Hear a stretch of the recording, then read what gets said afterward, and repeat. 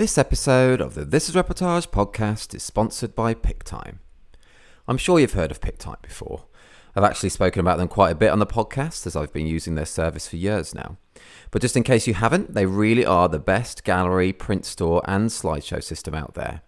And those are just a few of the things they offer as well. One of the best things about them is that they're always adding more, such as their recent blogging feature and even a recent update to that which includes optional ChatGPT integration. I use them for all my wedding and family clients with super professional and clean galleries. Honestly, one of the best things about PickTime is just how good the galleries look.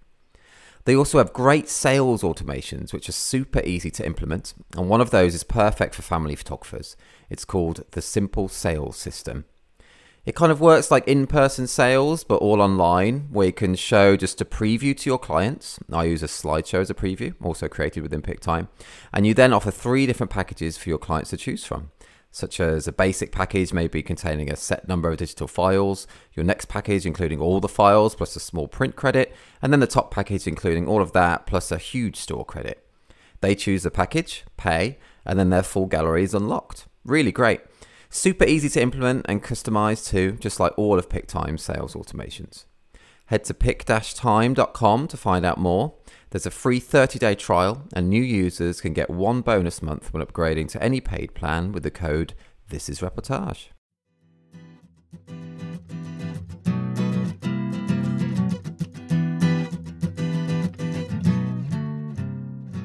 Hi and welcome to episode 131 of the This is Reportage podcast.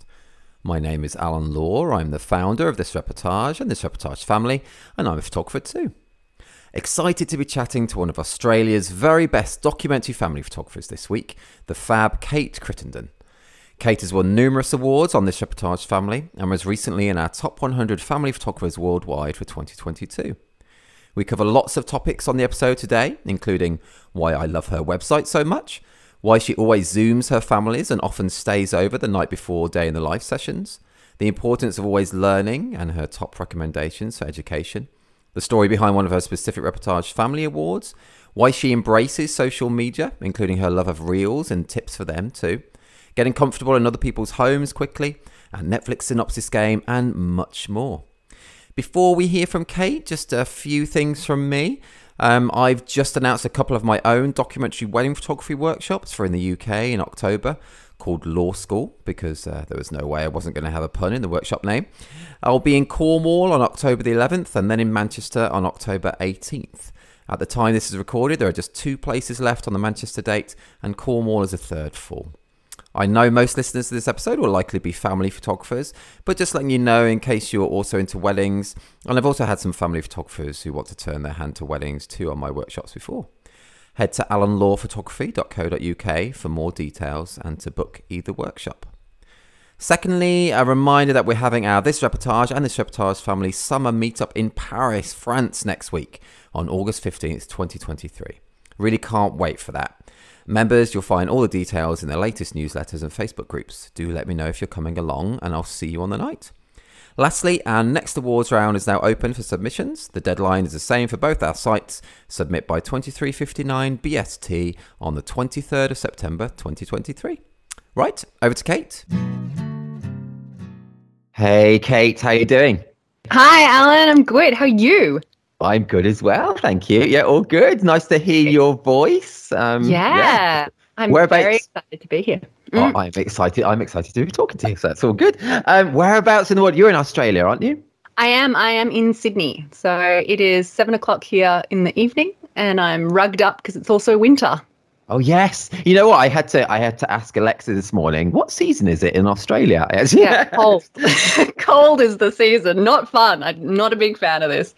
Really? What kind of temperature at the moment then? Oh, to be fair, it's like 17 and bright, beautiful sunshine during the day. So I can't complain too much. But no, that's like our summer now. That is.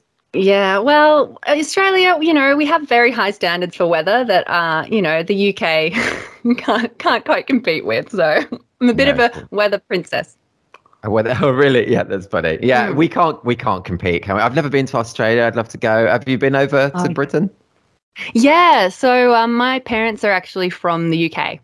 Right, cool. So whereabouts? Yeah.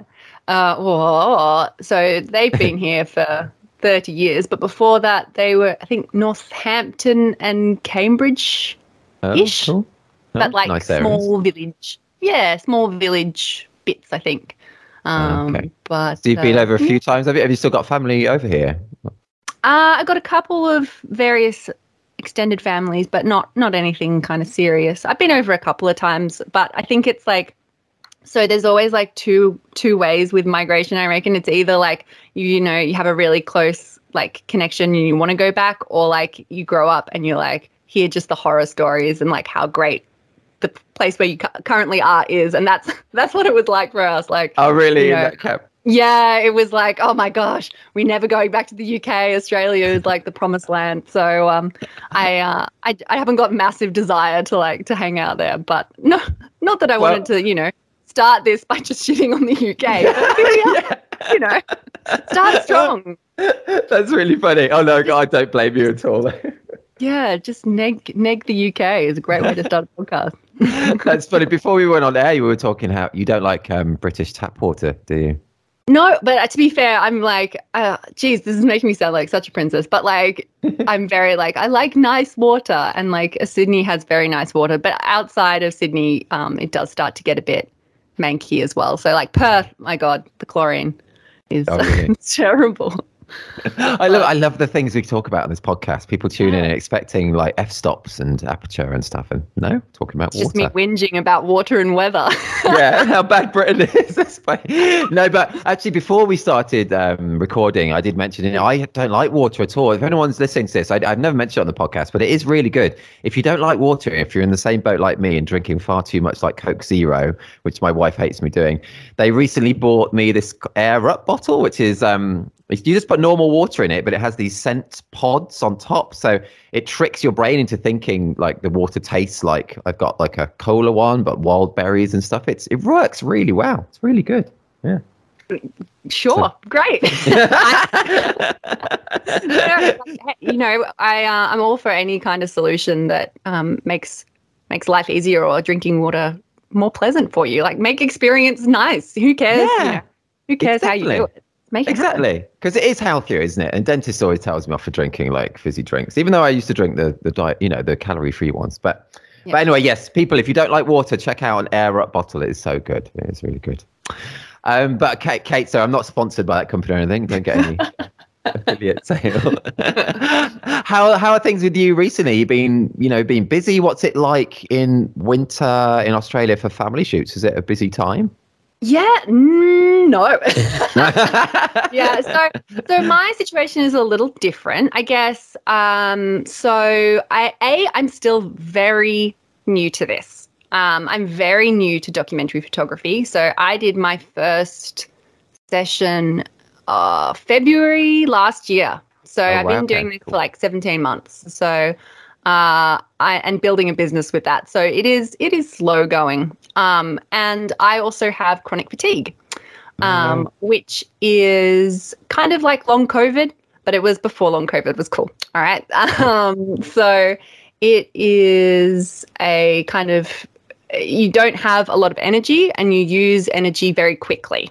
And it's very hard to restore that energy. So it's kind of like walking around on 17% battery charge, and you can only get up to like 30 overnight. So that does make starting a business and photography a little challenging. Adds a little extra fun to it. When were you diagnosed with that? Was it a long time ago? Or? So I was working in Italy. I was teaching English and I was about to cycle the length of Italy. I just finished my job and I was looking forward to my like big long holiday, and I got the flu and I just didn't recover, and that was 2019. So I was medically repatriated home by my travel insurance. So please always get travel insurance.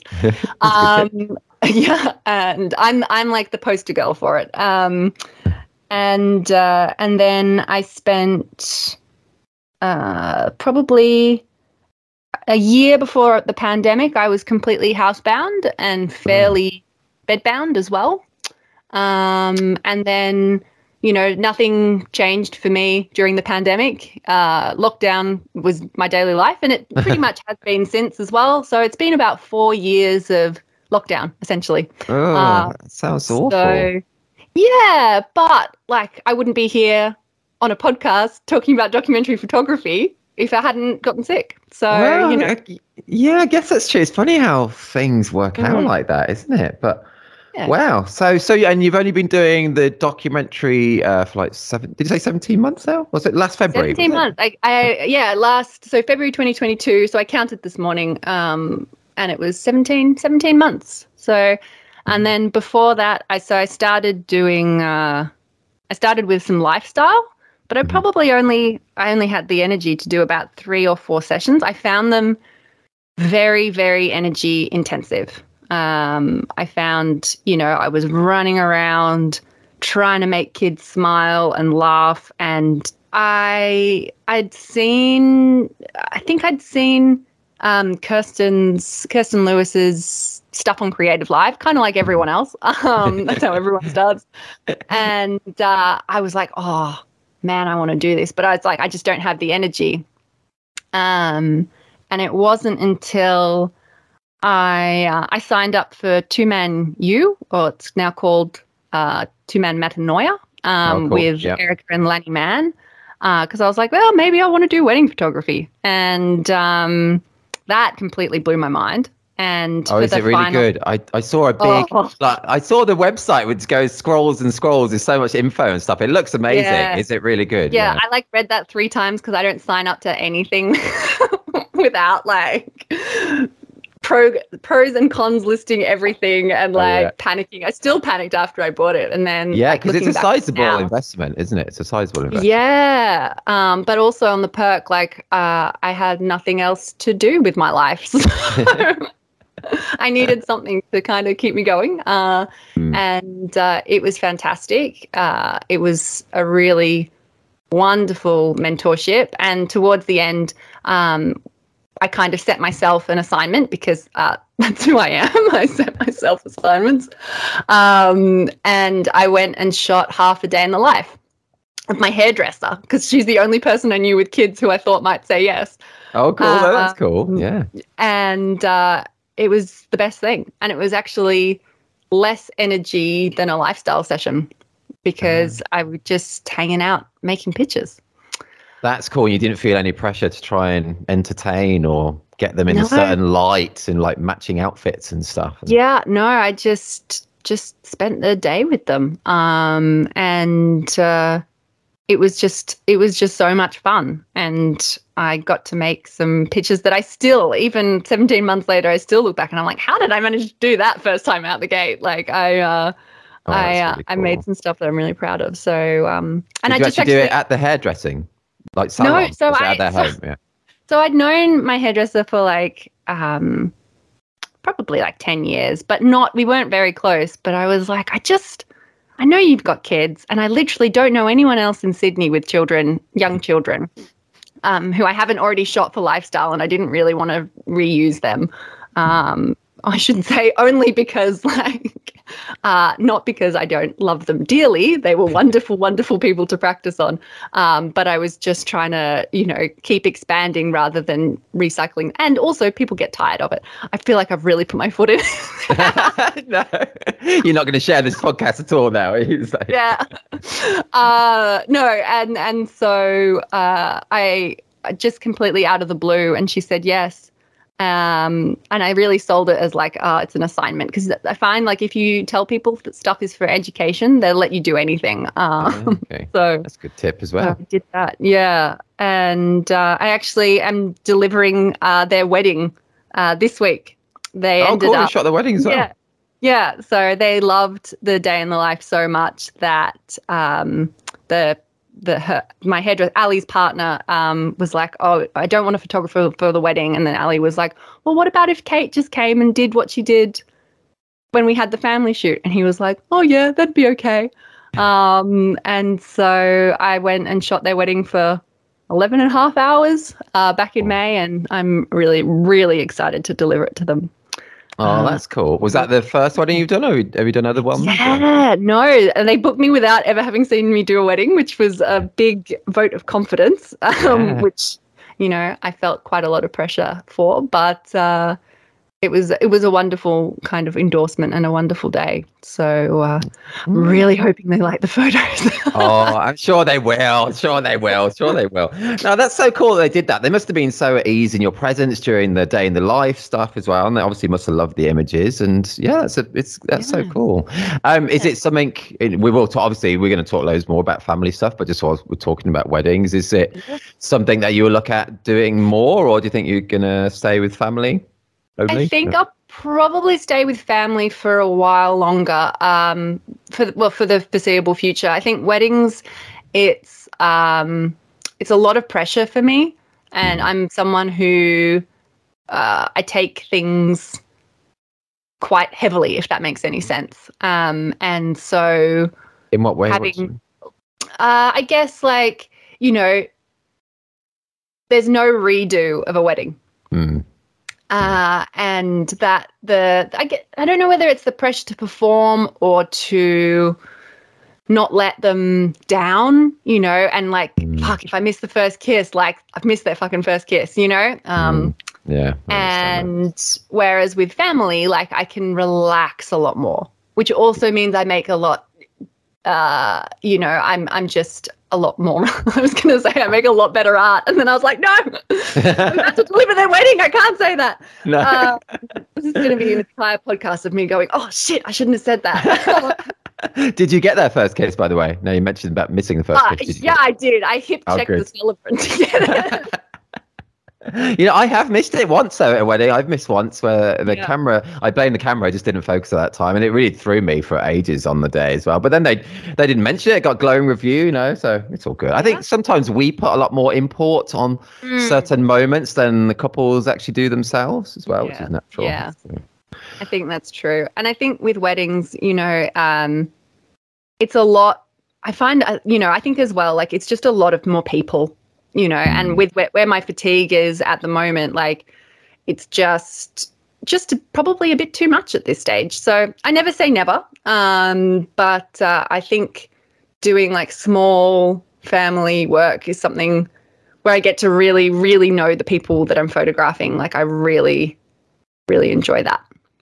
Yeah, cool. That's very cool. And I was going to ask, it's cool that we've already spoken about your bit of a beginning into it, but I just wanted to mention how I loved the bio on your website homepage, by the way, and with part of it saying, I just love it, it's so much personality on your site. This is really cool. But I love what just changed it, so I don't know, I can't remember. Is it do you mean the new one or is it? I don't know. I'm going to quote it now anyway, the bit it's right. it's just a little line that I really like, and you say don't be nervous, these are your words. I am nervous. No, I write all this stuff, and then I'm like, when I think about actually other people reading it, I'm like, oh my god, I'm gonna give myself the ick here, Alan. But go for it. Oh no, it's great. It's great. It's just a little quote. It's great. But you say it's 2023. I'm here for the butts, the tantrums, the mess, the way kids stick to you in the summer. I'm here for when life doesn't look like a Pinterest board because life is too short to frolic in a field. So I just think that's very cool. It's very cool. I had to take the F word out of there. Oh, was there one in there? Was there? Yeah, I read it out to my mum, and she was like, Kate, you cannot say the F word on your homepage. It was frolic in a fucking field. Okay. No, but I love that because it's so cool. That's in a nutshell, isn't it? That's really just showing your kind of how real moments, how documentary is what matters. It's not this style shoot stuff. And and that's just so cool. You put it straight out there. That's on your homepage. I just think that's very cool. Were you nervous about being so well? I guess if you had the F word in it originally, you weren't maybe nervous about putting up there. I don't really think anyone reads my website.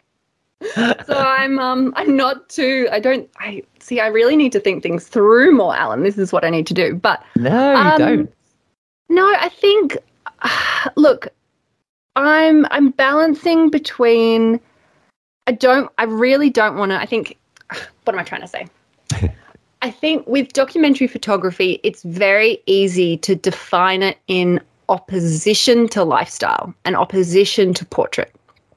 And so it's, and that's, what essentially I was doing then by saying it's too short to frolic in a field. It's, the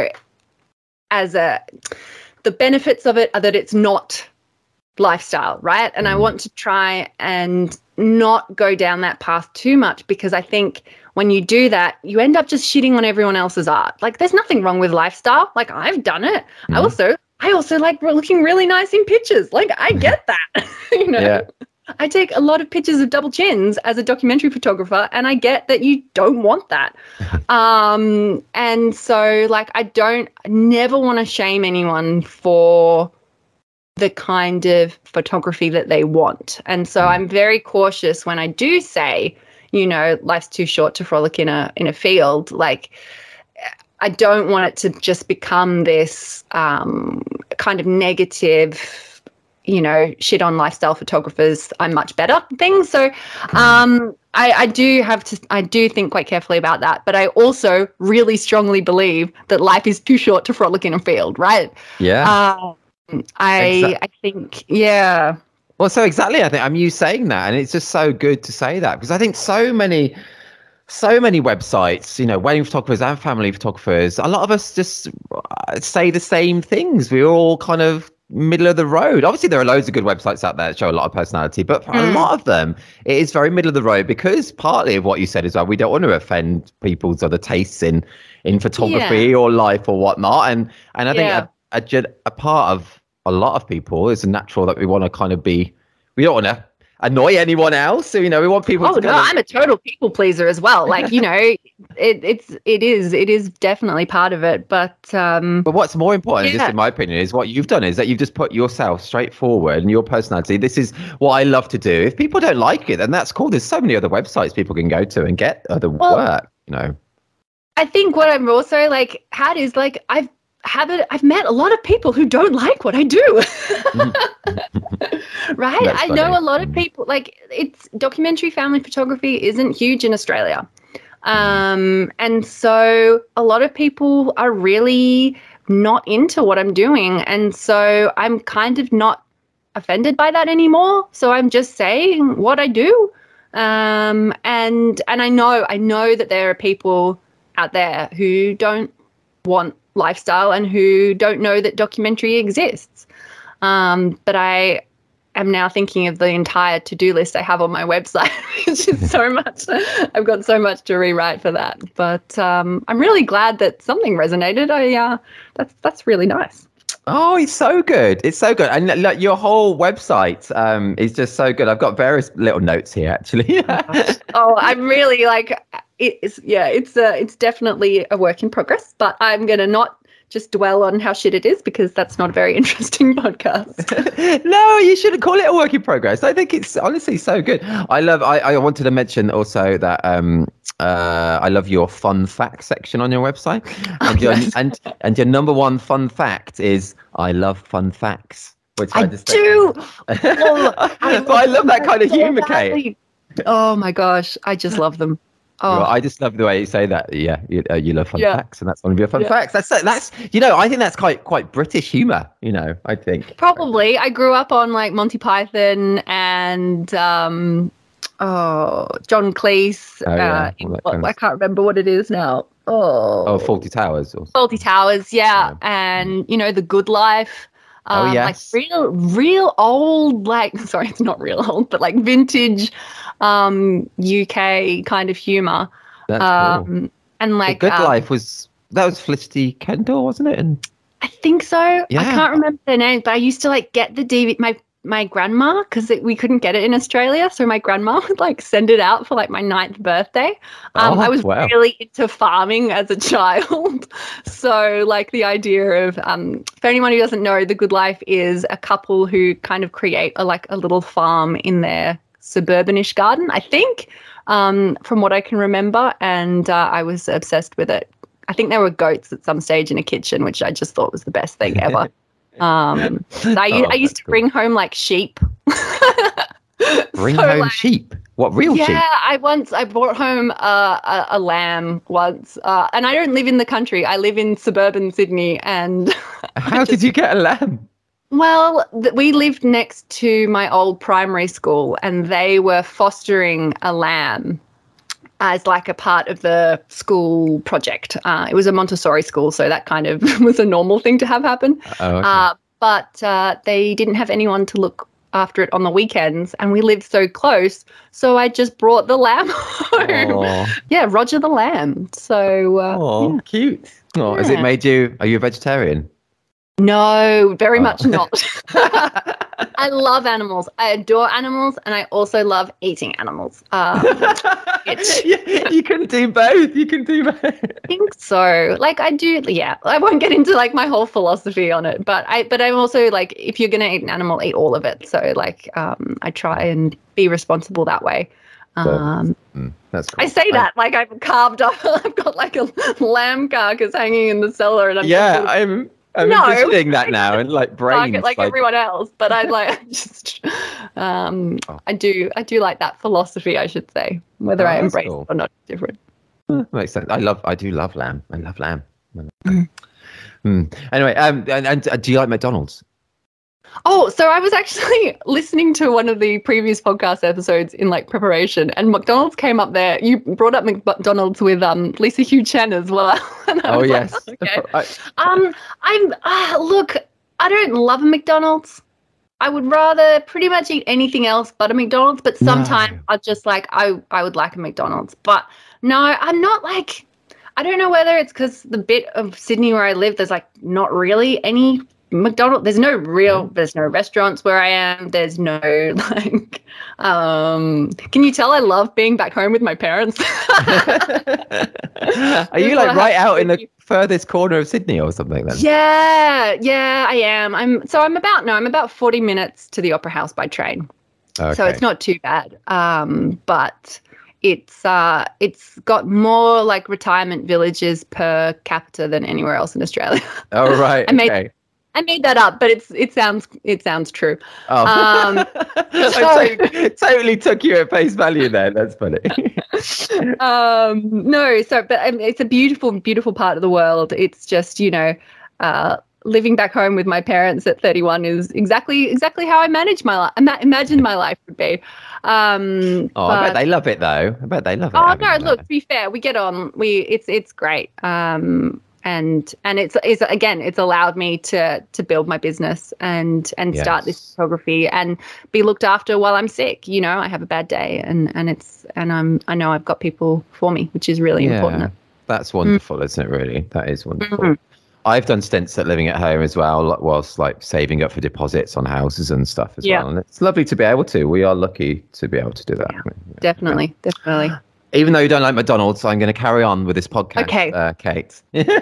All right, go for it. Although before that, have you tried a McSpicy though? Do they have a McSpicy in Australia? I don't know. And look, Alan, I'm not going to be brave enough to try that. You're not like spicy food in general? I do, but the idea of spicy McDonald's food does not appeal to me on any level. It's chicken spicy burger, but honestly, it's so good. It is. Anyway, people are probably fed up of me talking about it. Yes. Yeah. But whilst we're talking about your website, again, I'm talking about it because I just think it's such a great example of just a unique site with unique personality coming across, which I think is so important when so many of us are doing the same thing, whether that's families or weddings, anything that can just make you stand out, and just... I'm very bewildered by this, but go for it. Really? Oh, no, I just think it's so good. So people really need to check out your website. And another thing on your site, though, was your What the Fack video. Oh God, I did take those down. I've taken them down. No, what really? Yes. I was just about to talk about it. It's so good. No, I took them down. Why? Oh, because I got the ick. It's so good. Thank you. But I just just before, but because you've taken it down though, I'm just going. So it was like a video you had about what a day in the life is, the one that's specifically what I'm talking about, and you called it "What the Fack," which is great. Yes. What the Fack? That's great. And I've literally got a note here. I said I really think everyone should have a video like that because you're explaining the process, but it also shows why they're so important, those moments, and again it shows your personality. So I was saying, like, was the video hard to do? But it's so good. Well, it was hard to do. I'm actually quite proud of it because I had to like build a studio inside my bedroom. Did you do all that? Yeah. Yeah. So very slowly, because with fatigue, right? So everything takes a lot longer. But because basically we've been renovating for 20 years. So we have a lot of like stuff that I can use to make stuff with. So we have something called, they're called day makers, and they're these enormous lights, enormous fluoro lights that they're probably like, I'm using my hands to measure, which is not great for an audio format, but they're probably like the size of a very small pizza box from Domino's. So that's one, and they're kind of on a stand, and there's two of them. And then I built a soft box using cardboard boxes and a hot glue gun. And I made one that was about the size of probably about a meter wide, and then I lined it with alfoil, and then I used like clamps to like MacGyver this like lighting setup, and then I bought a $100 mic off eBay secondhand, and set it all up in my bedroom to film. It looks so good. I would have thought you got like a company in to do that. Yeah, no, the content, like, I need to redo, but the staging, I'm really proud of. You should, but why do you need to redo the content? I thought it was so good, that video. And then I was only researching your questions, like, I don't know, like probably 4 or 5 days ago. Did you just remove it over the weekend or something? Yeah, like I probably 3 weeks. Okay, maybe it's still up there. It was on my homepage. Hang on, now I got to check. It wasn't on your homepage, I think. Okay. Then this is also the problem with my website, is that I delete things and then don't delete them everywhere. It would have been on. Okay. So it is still up there. You can see it.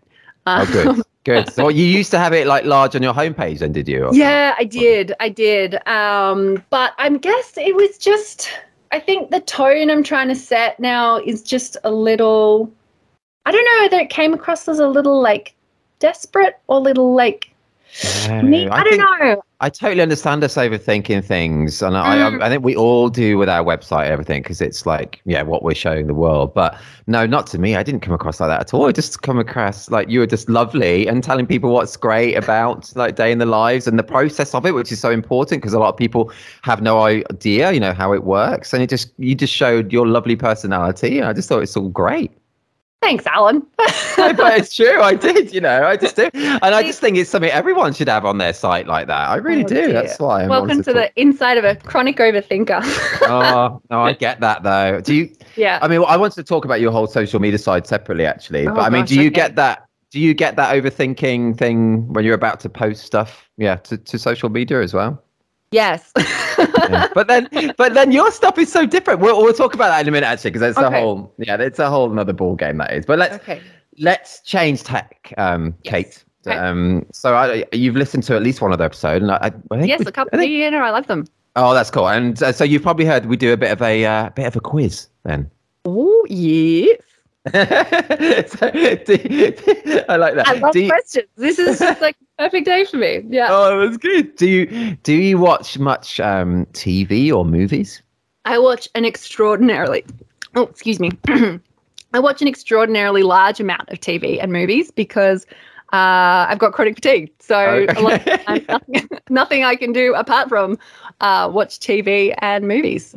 Okay, well, that is good. That is good in this way. Good bad in another sense, but good in this way. So, okay, if anyone's listening for the first time, we just do a little fun quiz on the podcast, just to separate it a little bit. And I enjoy doing it and not having to answer them myself and putting guests through this. Anyway, I'm going to read a synopsis of maybe a movie or a series, and we're going to see if Kate can get it, and hopefully you enjoy playing along at home as well. Okay, Kate, are you ready for your first one? Yes. Can I buzz in, or do I have to wait until you finish? No, you can buzz in. You can definitely buzz in. Although this first one, if you buzz in, you might give the wrong answer because it's, but I'm just going to, that's a little clue. Okay. All right. So so first one, this is a movie. Okay. So. Okay. Okay. Shrek and Fiona. Okay. Shrek and Fiona travel to the kingdom of far, far away, where Fiona's parents are king and queen to celebrate their marriage. When they arrive, they find they are not as well. Shrek 2. Yes, Shrek 2. You're right. I'm like clenching my desk here. Like I am obsessed. As much as I love fun facts, I love quiz and trivia so much. I'm bringing a mastermind intensity to this. Let's keep going. Well, straight in there, 1 out of 1. So yes, Shrek 2. And I asked that because you did mention Shrek. Did you mention how it's one of the things you know all the lyrics to? Yeah, I know all the lyrics to the Shrek soundtrack. And I know the lyrics to nothing else at all. Yeah. That is good trivia. Yeah, but I can just rattle them off. I don't know what it is. Probably listening to it in the car for 28 hours when I was 6 years old has imprinted on me a little. So. That's good. They're good. They're good films, aren't they? They're good. It's still my dad's favorite. Like we occasionally rewatch them. He really resonates with him. Oh. That's cool. Eddie Murphy is Donkey, isn't he? In that? Yes. Yes, he's fantastic. Right. Okay. That's 1 out of 1. Let's go to your second one, which is very different to what I just asked you. Okay. And this is an old movie. It's definitely going to be before you were born, but it's famous. But we'll see. Okay. When a teenage girl is possessed by a mysterious entity, her mother seeks the help of 2 priests to save her daughter. Oh, okay. Now, I feel like this is horror, and I don't do scary movies at all. Oh, right, okay. It is horror, right. But I'm going to go The Exorcist. And you are right. Well done, yes. This is just so boosting my ego. Can we just do this for the rest of the podcast? Yeah, I could do. That's funny. Oh, man. Have you never seen it, then? Have you never seen it? No. I know vaguely the plot, but I don't watch any scary movies at all. I have no desire to be even more anxious than I am. Oh, I get that. I quite like the trip of it, though. I quite like it. No. Have you not seen the Blair Witch Project even? Nope. Oh, I have listened to a podcast about it, but I haven't watched it. No. Ooh, was it a good podcast? It was a good little summary, enough that gave me the heebie-jeebies, and I was like, I really don't need to pursue this. I need to check that out because I love that. And before it came out, I read this kind of book about it, and it was it presented like it was real. I knew it wasn't, but the book was presented like it was real as well, so it added to it all. It's a very, very clever marketing campaign, is what I think about when I think of the Blair Witch Project. I think that's very, very clever. Yeah. Yeah. I was with my wife then back at uni. We weren't married then, obviously, so at uni. But I woke up in the middle of the night and I thought she was a witch. When you have those kind of wakey kind of dreamy things, and it would freak me out. Yeah, that would freak me out too. Yeah. But anyway, okay, let's move on. That's 2 out of 2, Kate. That's really good. Ooh, no pressure. Your third one, this is harder. I normally leave the third one to harder. And this is a series. It's much more recent. So it's within the last few years. Okay. So this is a synopsis for the whole series. So, okay. When a high school reunion's after party ends in a death, everyone is a suspect. A detective grills the former classmates one by one, uncovering potential motives as each tells their version of the story, culminating in the shocking truth. Okay, I'm going to take a second. Let me think. Taking this very seriously. Yeah, it's good. High school reunion. What have I seen with a high school reunion? It's tougher. It's tougher. It's I can give you one. It's Apple TV series. I have Apple TV. I watch Apple TV. They just released the second season of it about a week ago as well. No, I'm blanking. I got nothing. No, okay. It's called The After Party. No, I wouldn't have gotten that. Have never even heard of it. Oh, it's really good, It's really, especially the first season. We haven't just started the second, but the first season, so it's like a murder, but each episode, a different person tells their story, and each episode's a different genre even. Like, it's like animated musical, like film noir type thing. It's very clever. Oh, well, I know what I'll be doing tomorrow. Yeah, and it's very funny. I think it's good. But still, 2 out of 3, Kate, is very, very good. A lot of people get 0, so that is very good. There are no prizes, but it is still very good. That's all right. Pride is all I got. Okay, let's go on. Yes, because we briefly touched upon your social media, and I've got a question about it here because so I've my notes. I'll read them out. I think it's fair to say that you've really embraced social media, which is fair because well, you have though. Like a lot of people haven't. I love your reels, especially so much personality. Is that they are too much, but yeah. No, you can't have too much personality. Can you? Yeah. So I just wanted to ask, can you tell us a bit more about them? I love how you include some photography related ones, but also lots of random funny ones. Really shows your personality. And do you any tips for people wanting to show more of themselves or are a bit scared, nervous to do so? And has it been like was it a proper like marketing strategy? I really want to embrace reels, or is it something that you just wanted to do because they appeal to you?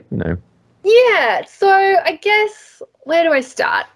So I think there's a couple of different things that go on for me with social media, which, might be different for other people, but because I do, as I know I bring it up all the time, but because I do have chronic fatigue, I don't get to see people. So a lot of my relationships are actually now online. And so the way that I can actually connect with people is on Instagram. And it has been a way for me to be social without getting out of my pajamas, because I'm in my pajamas in almost all of them. So it is very important for me from that respect. And a lot of people don't have that relationship with social media, and I completely understand that. And sometimes it totally overwhelms me. Like I've literally just had to have a break from it for about a month because I was just like, oh, this is not working for me. What way? The pressure of like...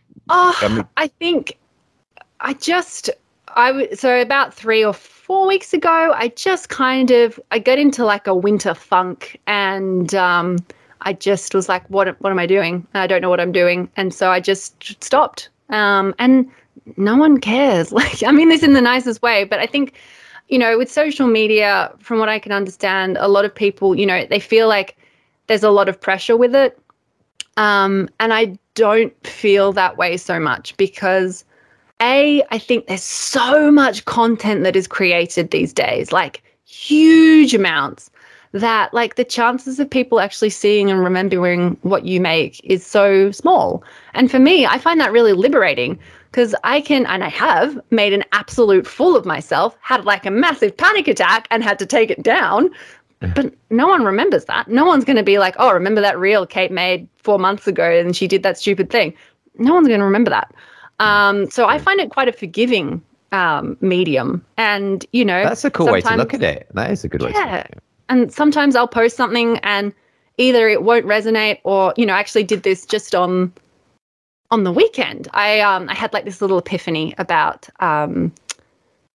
the way I'd been thinking about goals and dreams, and how like for the longest time it's felt like, working towards a goal was like climbing a mountain, and you had all these obstacles and you just had to push through or like get over these obstacles. But then even as you get closer and closer to the top of the mountain, to your goal, like even the smallest obstacle can just like completely trip you up because you've just been pushing for so long and so hard. And I found that when I'm making goals, like it does get to that point where it just feels like, it's the straw that broke the camel's back, right? Mm-hmm. Whereas I had this epiphany that like, what if a goal is not a mountain to climb, but like a problem to solve? So it's more like navigating a maze. And so instead of obstacles, it's just a chance to problem solve to get to the other end of the maze. So I had this like big epiphany, and then I spent like ages like drawing, and I printed off stuff and I recorded it all, and I set it up on a reel to music, and I did a voiceover, which gives me the cringe because all voiceovers on Instagram is really outside my comfort zone. So I got to practice a bit more of those. And I posted it, and someone was like, what does it mean? And so I was like, oh, okay, I haven't articulated this idea well enough in here to get it over in 15 seconds to communicate it. And that might be either that it didn't work as a concept, it needs refining, or it's not the right medium for that idea. And so I took it down. And it Oh. wasn't like, well, it wasn't like, oh, it's a big deal. It's just like, oh, okay, that's a first draft, Okay. And sometimes I share my first drafts before they need to be shared. and it's about learning from that. And then, I'm not going to kill the idea. I just need to refine the execution. So yeah, because it's a great concept that as well, though. But also, do you not think? I don't know if this was the case. I've not seen that particular one, but it's also a possibility. It might that one person who commented might have been the only person who didn't understand it out of everyone else who was watching it. Yeah, that is possible. But I also could tell that I hadn't communicated it clearly. Okay, right. If that makes any sense. I knew, like, it just confirmed what I did actually kind of know. So and I'm like, I'm okay with that. I'm okay that if maybe she was the only one, but if I can if I can express it more clearly and have everyone understand it, I'd rather do that. That makes sense, totally. Oh, of course, yeah. That totally makes sense. That totally makes sense.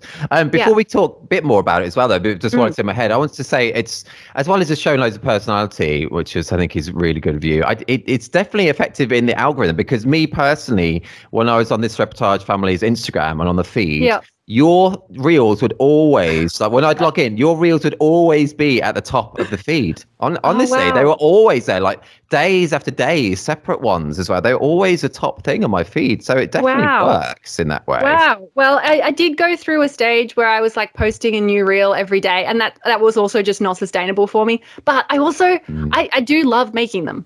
Like, that's cool. I was a drama kid in high school, and so, when Instagram was like reels are a thing, I was like, yes, please. So I find them like a really creative outlet. Yeah. And I'm. Do your clients mention them? Do they must get a good sense of your personality before even reaching out to you? No, I haven't had anyone be like, oh, we loved your reels so much, we want to hire you. So I wouldn't take it as a it's not a quick, some people do ask me like, oh, you put so much effort into your Instagram, are you getting results for it? And it's like, yes and no. Like I'm loving the space that I'm curating there. And I have met so many amazing people, so many photographers. Shout out to all my German photographers who follow me. I have just they're just such great cheerleaders of when I share stuff, and they reshare it, and they're just the most delightful group of women. And have I spoken to any of them on the podcast? I think you have. I think was it Julie? Oh yeah, Julie Rose Grimes. Yeah. And now we're Facebook friends. Like, so for me, it's also like, it's about building that community, and with non-photographers as well. And so I don't see it as a quick thing. But it's nice. Like, I like hanging out there.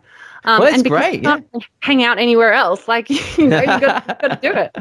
No, but honestly, I think it's so cool. And if I was looking for a family photographer, obviously I'd be looking at people's work. But just it's so important to get a real good sense of someone, the person behind the camera, especially for like day in the life things, when this person is going to be just really close to you in your your family home a lot of the time. It's so important. So I think it's so cool that you do that, and I just think it's really good. Thanks, because like I think. It's also like I do find it very hard to be myself, which sounds counterintuitive because I have all those reels which look, which are me, and I've actually found like making those reels to be a way, like a safe way to be myself in public. I didn't have a great time in high school, and I'm a chronic people pleaser, and so I'm very used to kind of like molding parts of my personality into what I think others want, and that's not something at 31 that I want to keep doing. And so, like, it is about putting myself out there in a space that I know is fairly safe. you know, and it's giving me confidence to do that in other parts of my life as well. But I guess really cool.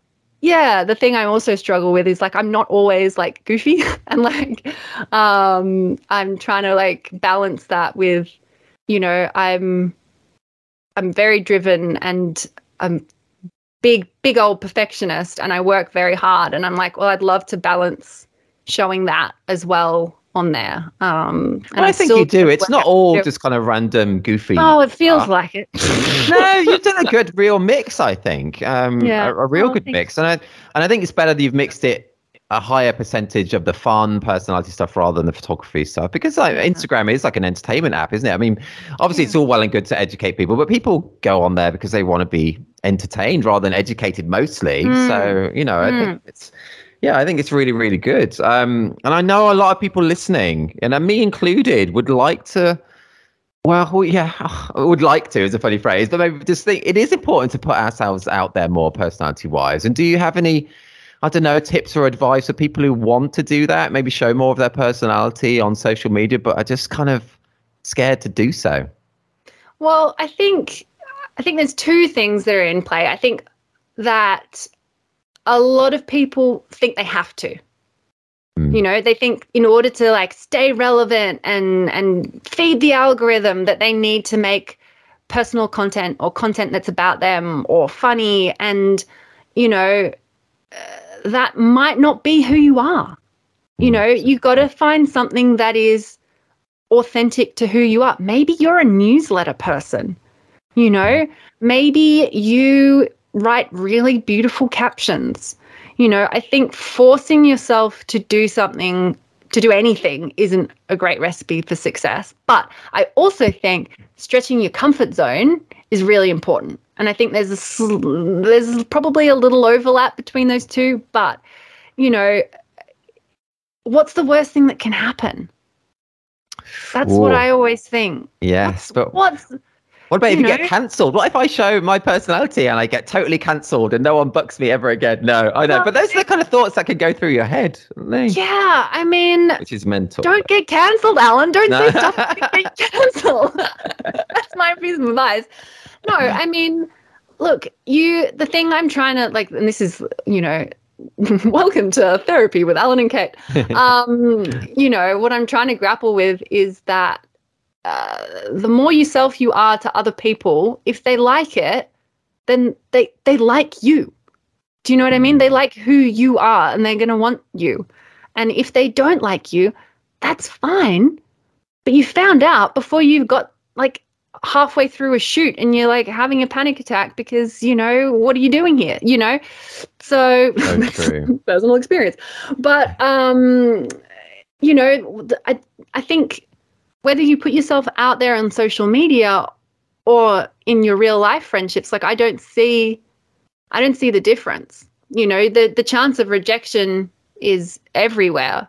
But really, it's just a great way to see the world. But the reality is like you filter out all the people who you don't really want to work with, and you'll get the people who, you know, think you're weird and great, which is a lot more relaxing.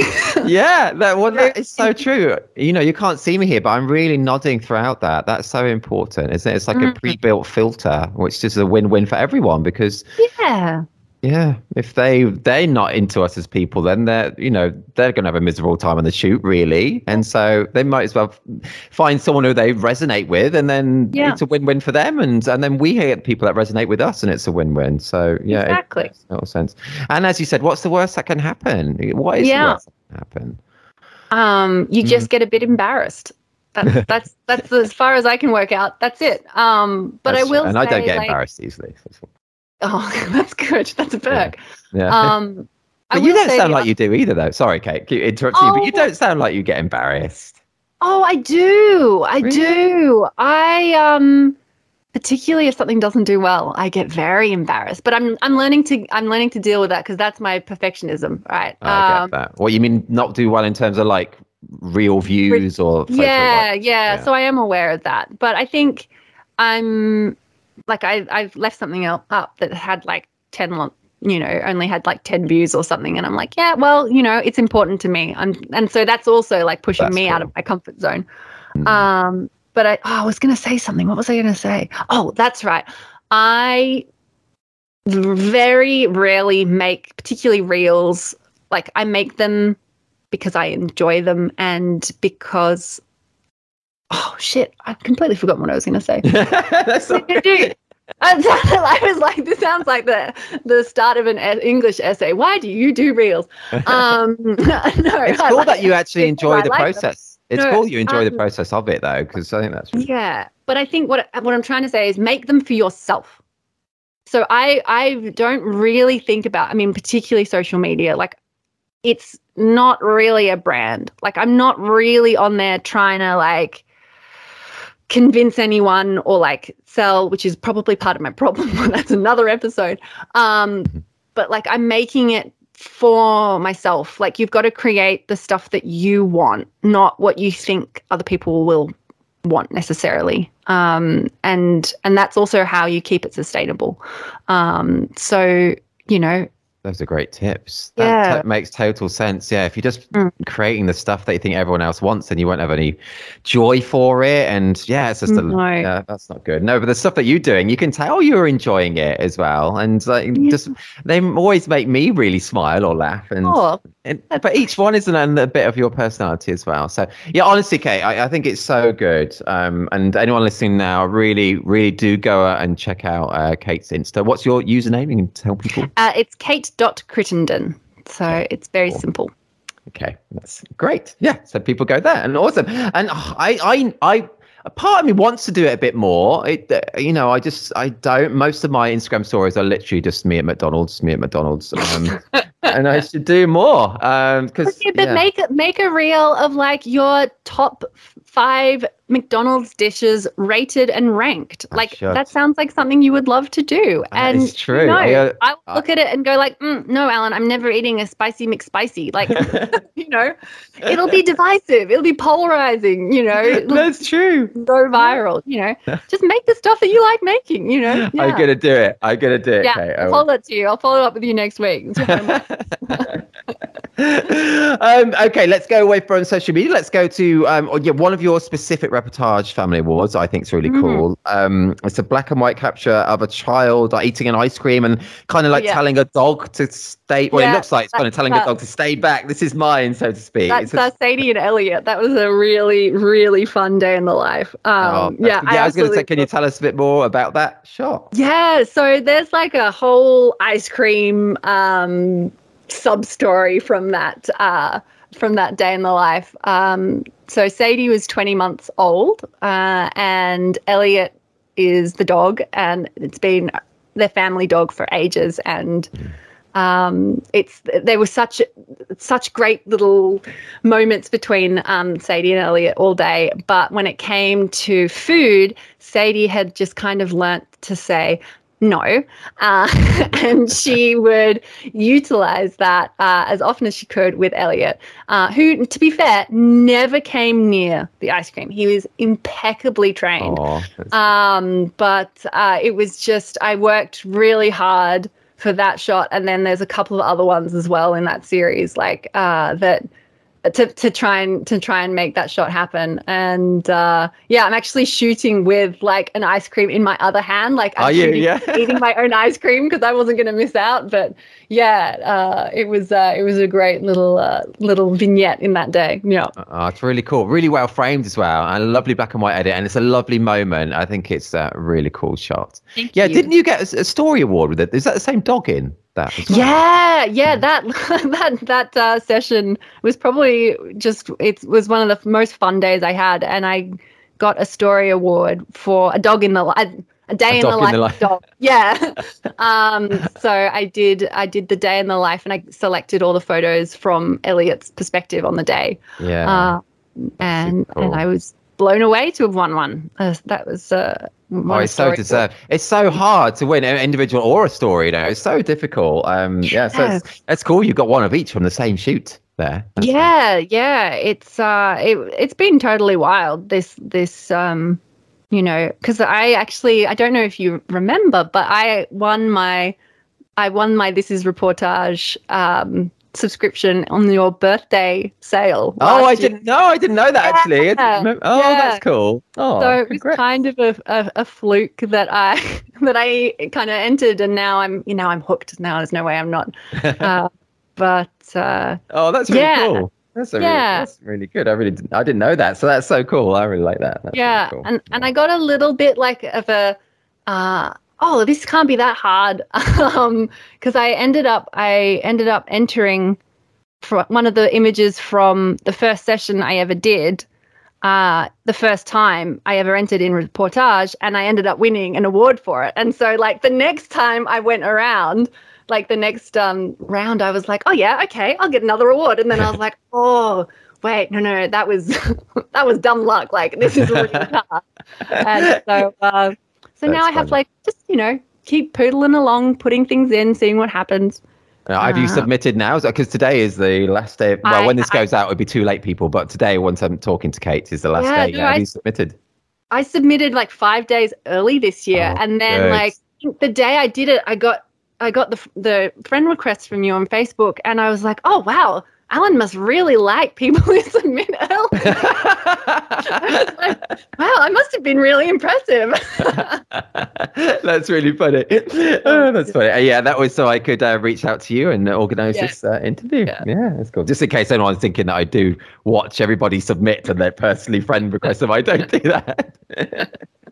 Oh, that's funny. And anyone listening now, do head to thisreportagefamily.com. I'll include the individual award that Kate just spoke about as well. It's such a great shot.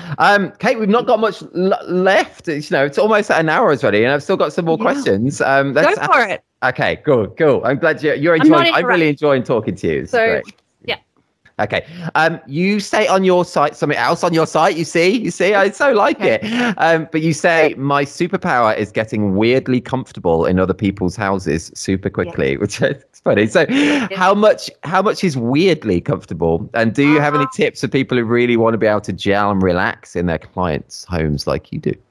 Yeah, well, like I've been in like a lot of showers with people now. That is comfortable. Yeah. So like, I do get very comfortable in other people's homes very quickly. And it's mostly because I've lived in a lot of people's homes. I've been very lucky to have traveled a lot and done quite a lot of homestays. And when I was working in Italy, I taught English in the public school, and they would kind of put me up in different homes, with different families every kind of month. Wow, every month, really? Gosh, people could only stand you for a month, and they're like, So eventually, I was just like, I don't want to move. I was just like, I can't be moving this much, and I just like overstayed my welcome in a couple of places. But I just learned to kind of get really comfortable using, and I don't know whether it's an Australian thing as well. Like we don't have as much like I would go over to anyone's house and make myself a cup of tea. Like that's a normal thing to do. Okay. So like I'm very comfortable doing that. And then in Italy there was one family who did not have the same like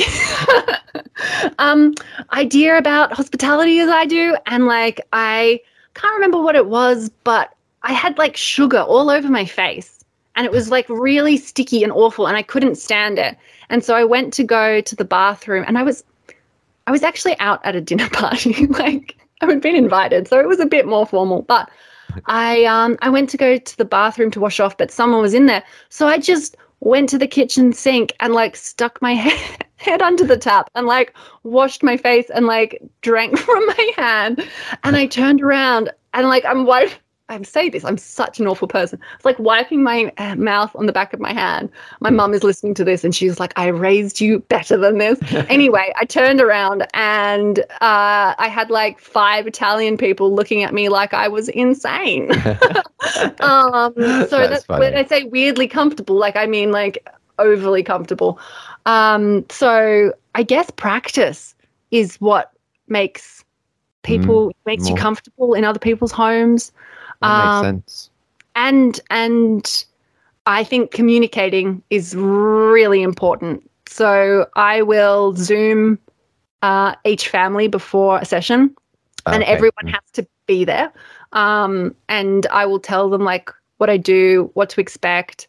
And I go over the night before and just like hang out and talk and have dinner. And so you physically see them the night before a shoot? Yeah. So I sleep over. Right. Wow. I can, not for like a short shoot, but generally for 6 to 12 hour shoots, I'll come over the night before and just hang out. That's cool. And yeah. So have you found that really helps? That must help to bond with them. I find yes. And it also really helps me as well, because I get very anxious sometimes shooting, and I actually can turn around and be like, if I start to get really anxious, please know it's nothing to do with you. It's all on me. And then once I like get that out into like the atmosphere, it never happens, right? So it's just one of those things.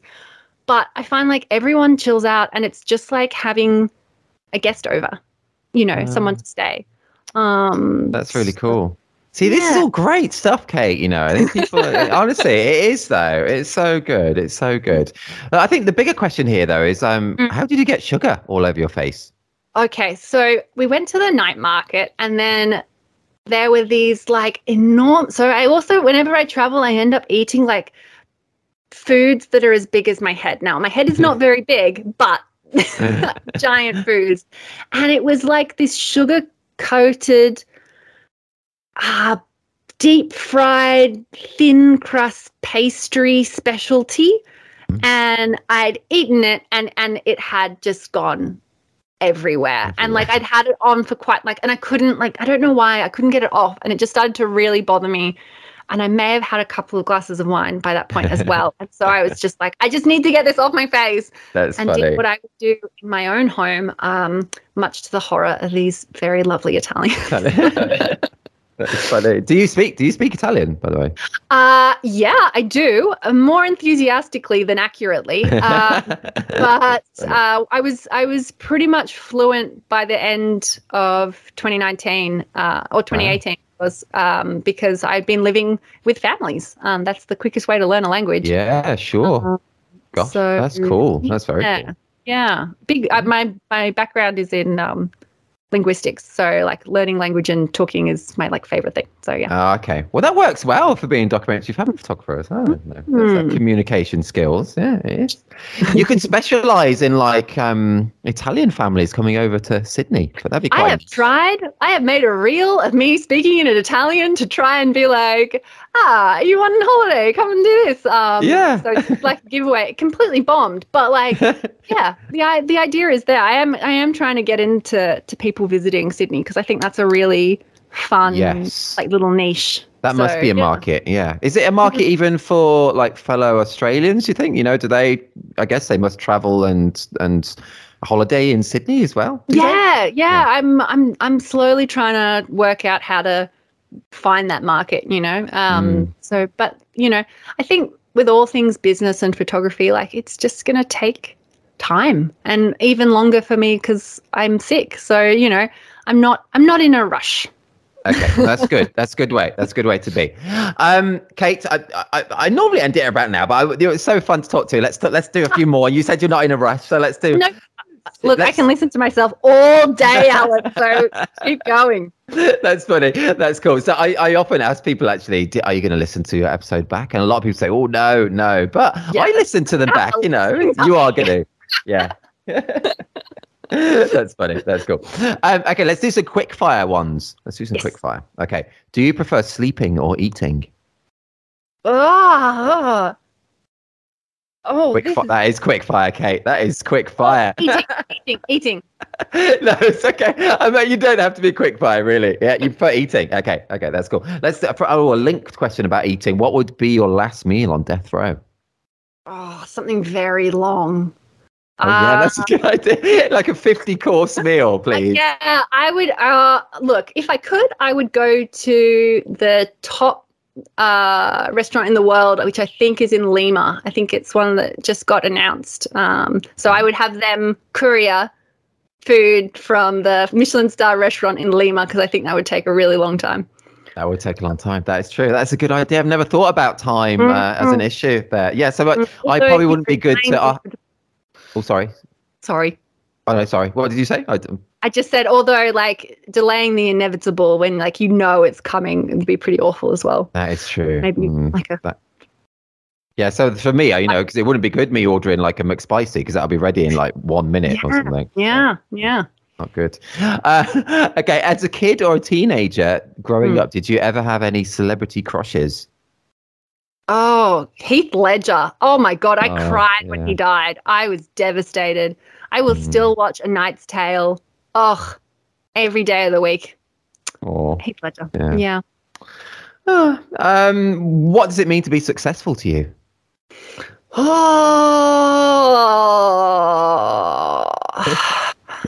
I guess freedom, actually.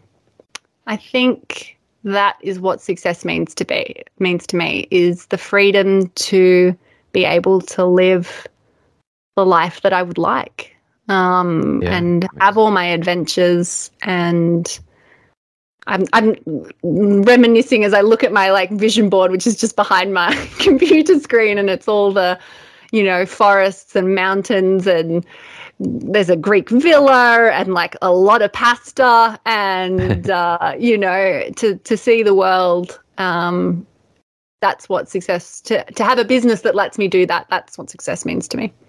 I think that's such a super answer. Yeah, that is just so true. That's a great way to put it. Oh, well, I was going to say world number one. Honest. Freedom or number one. Let's say it. Yeah. Preferably both. Oh, that's funny. Okay, Kate. Let's this will be your last question. So this does not have to be quick fire now, but I enjoyed just doing those little bits there. But yeah, so because you're relatively new, as you said, it's about 17 months ago. If there's someone listening now who is just thinking of starting out as a documentary family photographer, or they've just started, what advice would you give to them, or any little thoughts or tips? Yeah, just say if they're right at the beginning of their career, they know they really want to double down onto documentary family photography. Do you have any thoughts or tips? I would say, I think there are two kind of things that I would say. One is you don't have to burn your life down to do this. I think, maybe this is advice for myself, to be honest, because, I think I'm very much like, I'll go very, very hard at something. I'm very bad at doing things gradually. But, like, if you either have a full-time job or you're working in lifestyle, start by adding bits of documentary. And to be fair, anything can be documentary. It doesn't have to just be family. You can practice shooting anything, and find what you enjoy and follow that. But you don't have to immediately quit everything. This is definitely advice for myself. You don't have to immediately quit everything and double down on documentary, because it does take a long time to build as well. I think, and that's, as I said, that's okay. And the other thing would be to get as much education as you possibly can from people that you would like to learn from. So I generally think, I heard this, I was actually just writing about this morning, but there's a quote that's like, listen to the opinions of, or only listen to advice from people that you trust and respect. So, everyone has opinions, but if you listen to the ones from people who you kind of respect and take on that advice, like, that will move you forward. And I think about that with educators as well. And look, there's so much great education out there, particularly for documentary family photographers, that, I would just sponge it all up. No, that's cool. It sounds like you have done. I mean, you mentioned, like, Kirsten Lewis's Creative Live stuff there, and the two-man thing. What was it called again? It's two-man metanoia. It's called. It was called Two-Man You when I did it. And I'm also doing NMFA this year, which is No More Fucking Around with DFP, the Documentary Family Photographers. So cool. That's pretty much all my all my energy is that. It's fantastic. It is intense. It's the last year it's going to run. But it is one hell of an education. It's fantastic. So I still think of myself as like a student, really. I think that's the best way to be forever, isn't it? Really? Yeah. So. Oh, all great bits of advice there, Kate. Honestly, all great. And the whole hour and 10 minutes has been so fab talking to you. Thank you so much for coming on. Thank you, Alan. I'm just like as I said, the like little drama captain in me is like squealing that I'm actually on a podcast.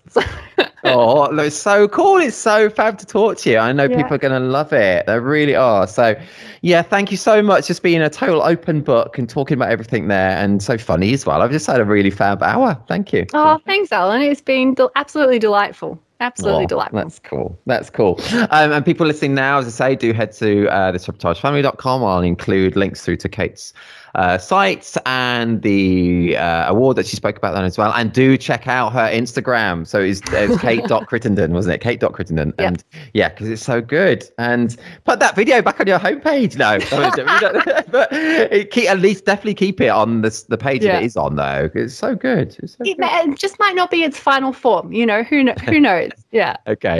So, I'm gonna check back in a few weeks and see. And Kate, I hope I get to meet you some point in life, and we're like at the opposite ends of the world, but it would be very cool one day. Oh yeah, I'll be bumming around at some point, and I will be taking up everyone's hospitality.